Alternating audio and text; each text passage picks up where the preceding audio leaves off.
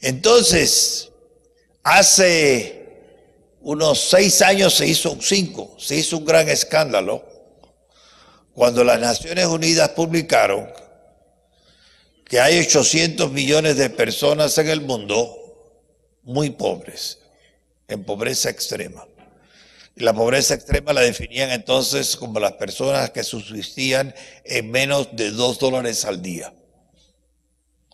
Y el número de personas que subsisten en menos de $2 al día en el mundo entero son 800 millones, que son todavía pobres. Pero la población mundial son 7.700 millones. Entonces los pobres hoy son alrededor del 13 al 14% de la población. En tiempo de Cristóbal Colón los pobres eran el 98% de la población. Y hace 10.000 años eran el 100% de la población. Entonces, lo que hay que preguntarse es por qué ya el 85% de la humanidad no es pobre, para poder decir, y ese 15% restante que sigue siendo pobre, que deje de serlo. Entonces lo que hay que preguntar es por qué se crea riqueza. La pobreza no hay que crearla, está, es nuestro estado natural. Lo que hay que explicarnos es cómo es que ya no somos pobres todos. Ninguno de ustedes tiene tiene cara de haber ayunado la última semana. Entonces no son pobres. Es más, les voy a decir una cosa.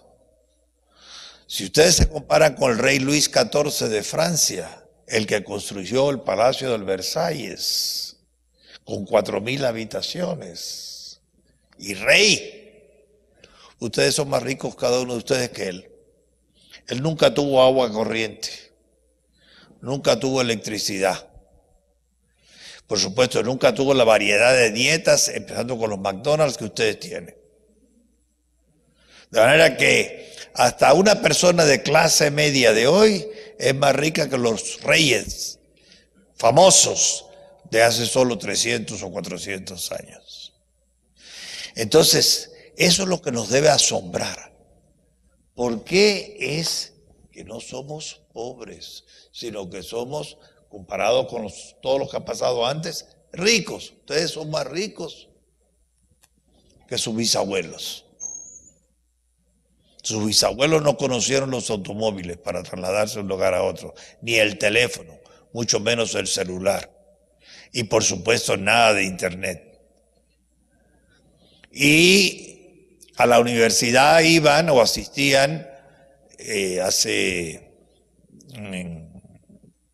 100 años promedio en el mundo occidental, el 2 por 1.000 de los jóvenes. De cada 1.000, 2.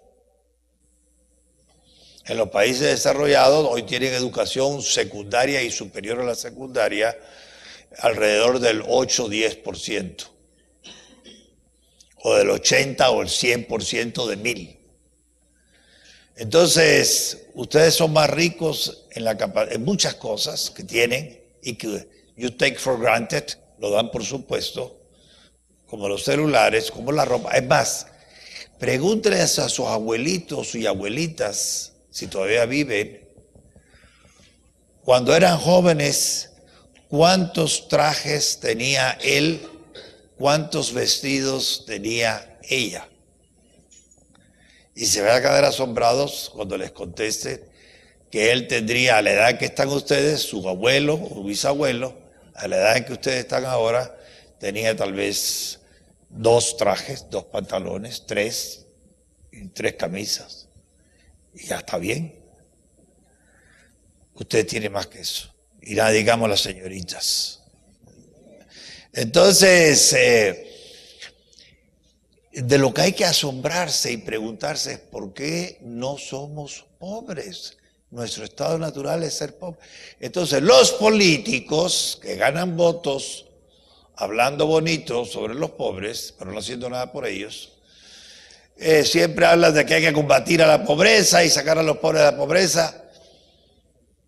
Y por eso tienen las respuestas equivocadas y no sacan a los pobres de la pobreza. Los políticos vienen hablando contra la pobreza desde hace muchos siglos. y todavía quedan pobres. Los que han sacado a los pobres de la pobreza no son los políticos, de ninguna manera, a menos que hayan sido políticos que entiendan por qué somos ricos, por qué no somos pobres. ¿Me he explicado ese punto? ¿Está claro? Bueno, entonces ahora, ¿por qué somos ricos? ¿Por qué hemos dejado atrás la pobreza? Y ustedes van a vivir mejor que sus padres, con pocas excepciones. Y los hijos de ustedes van a vivir mejor que ustedes, a menos que haya un cataclismo mundial, un meteorito que choque o algo así, una guerra atómica, sabe Dios. Y sus nietos van a vivir mejor que sus hijos. Entonces ha habido una progresión continua, con algunos retrocesos, en la riqueza de los hombres.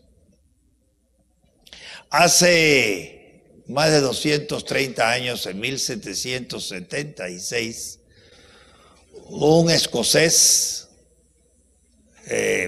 muy genial publicó un libro que se llamó Investigación sobre la naturaleza y las causas de la riqueza de las naciones, no de la pobreza, de la riqueza de las naciones. Y desde ese momento se considera que empezó la ciencia económica, que es la que muchos de ustedes estudian o estudiarán en la universidad. Y si no la estudian, no importa. Todos deben saber los elementos fundamentales para ser ricos y no ser pobres, o para mantenerse ricos y no volverse pobres, como pasó con Cuba en el 59 y con Argentina bajo Perón y con tantos otros que hemos tenido, Daniel Ortega en Nicaragua, lo que sea. Gente que llega al poder y empobrece a los ricos.